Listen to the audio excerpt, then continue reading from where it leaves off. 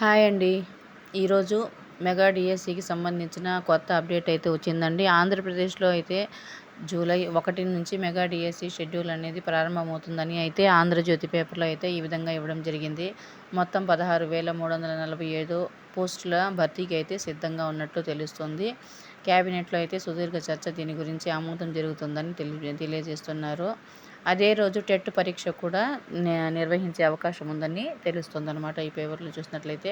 అదేవిధంగా జిల్లాల వారీగా ఖాళీలు ఎన్ని ఉన్నాయి అనేది ఇవ్వడం జరిగింది. ఇక్కడ శ్రీకాకుళము, విజయనగరము, విశాఖపట్నము, తూర్పుగోదావరి, పశ్చిమ గోదావరి, కృష్ణా, గుంటూరు, ప్రకాశం, నెల్లూరు, అదేవిధంగా కడప, కర్నూలు, చిత్తూరు అన్ని జిల్లాల్లో కూడా ఎన్నెన్ని పోస్టులు ఉన్నాయి, ఎస్జిటి ఎన్ని ఉన్నాయి, మొత్తం ఎన్ని ఉన్నాయి అనేది క్లియర్గా పేపర్లో అయితే ఇవ్వడం జరిగింది. జూలై 1న నోటిఫికేషన్కు కసరత్తు. నేడు పాత టెట్ ఫలితాల విడుదల. అంటే ఈరోజు జూలై 1న డిఎస్సి నోటిఫికేషన్ అనేది విడుదలవుతుంది.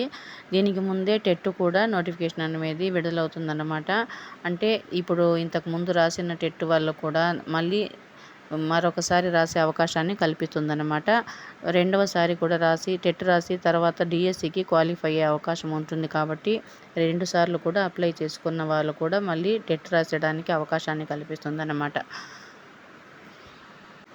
అదేవిధంగా ఏటా డిఎస్సి అనేది ఇవ్వడం జరిగింది. ప్రతి ఏడాది డిఎస్సి నిర్వహించే అంశంపైన ప్రభుత్వం పరిశీలిస్తుంది.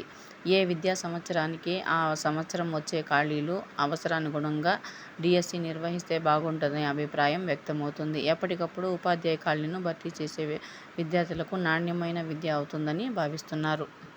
టెట్ ఫలితాలు నేడు అని ఇవ్వడం జరిగింది. ఫిబ్రవరి 27 నుంచి మార్చి 6 వరకు నిర్వహించిన టెట్ ఫలితాలను మంగళవారం అంటే ఈరోజు విడుదల చేసేందుకు అధికారులు నిర్ణయించారు. ఈ టెట్కు 2.67 లక్షల మంది దరఖాస్తు చేస్తుండగా 2.35 లక్షల మంది మాత్రమే పరీక్ష రాశారు. ఎన్నికల కోడ్ రావడంతో టెట్ ఫలితాల విడుదల వాయిదా పడిందని అయితే ఇవ్వడం జరిగిందన్నమాట. సబ్జెక్టుల వారీగా ఎన్ని పోస్టులు దాంతో ఎన్ని పోస్టులు ఖాళీగా ఉన్నాయి అనేది కూడా ఇందులో క్లియర్గా ఇవ్వడం జరిగిందన్నమాట.